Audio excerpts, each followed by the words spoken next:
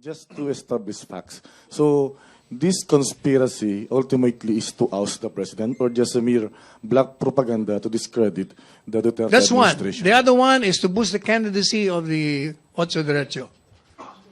And last point, sir, in your information or the information from the Office of the President, was there any established info of whether a military component or police component is already being active or associated to that conspiracy? Walang binigay sa akin point na yan. But considering na merong magdalo na involved, hindi katakataka kung may magkaroon sila. Okay, thank you, sir. Okay, Vic Samintak. Sir, just a follow-up. Kasi ang sabi niyo magkaiba yung boses nung si Advin Kula at saka si Bong Banal. Posibleng nandun sila. Now, the question is, who is the real Bicoy? Palagay ko, magiging irrelevant na yun. The point of the matter is, merong video na sinisiraan si Presidente at dalawa sila. Yung isa, siya ang sabing siya si Bicoy. Yung isa naman is presenting himself to be. So most likely, dalawa sila magkasama sila doon. What is important is, ano ba yung video? Yun ay paninira ng kay Presidente. Sino ba nag-circulate noon? Makikita natin sa diagram, mukhang sila lahat na nangalanan sa matrix ang kasama. Kasama na yung mga Partido Liberal at mga Dilaw at yung mga advocates nila. Sir, follow-up.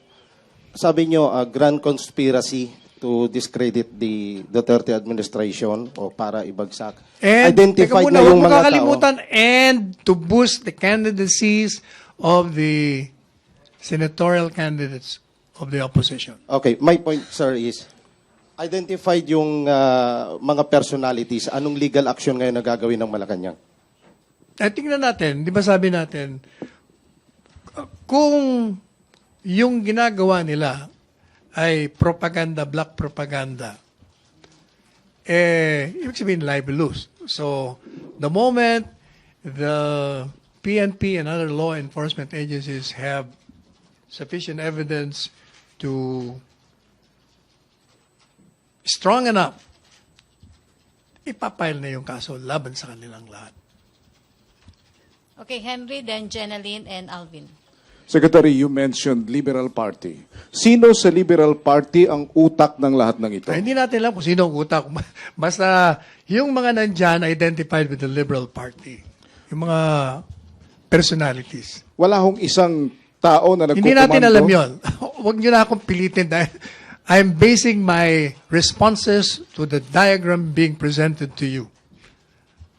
That will determine, that will, I think, need another investigation. Lalabas eventually yan. Pag nagkaroon ng na dyan, baka magturuan na sila. Alright. Ano po ang pahayag o reaksyon ng presidente nung makita o mabasa niya yan o Ito na nga yan? yung reaction niya. Gusto niyang isa publiko yung tinanggap niyang impormasyon. Alright. Galit siya. Hindi ko alam kung galit siya o natutuwa siya. What is important is I've been instructed to present this and it's coming from him.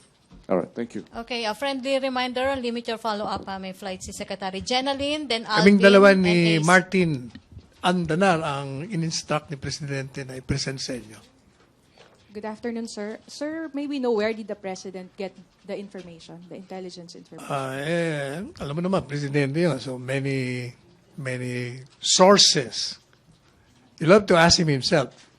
Local ba, sir? Local. No, that's why you'll have to ask him himself. Kasi sabi niya, pag may tanong sila, tanongin ako.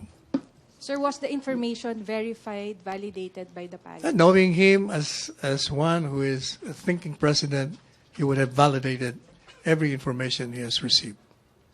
Sir, is it the same foreign source he got the earlier matrix? Hindi ko alam. Wala siyang sinabi sa akin. Basta, it was shared to him, he validated it, and he wants the public to know about it. Okay, Alvin, then Joyce. Secretary Panelo, Secretary Martin Andanar, Good afternoon.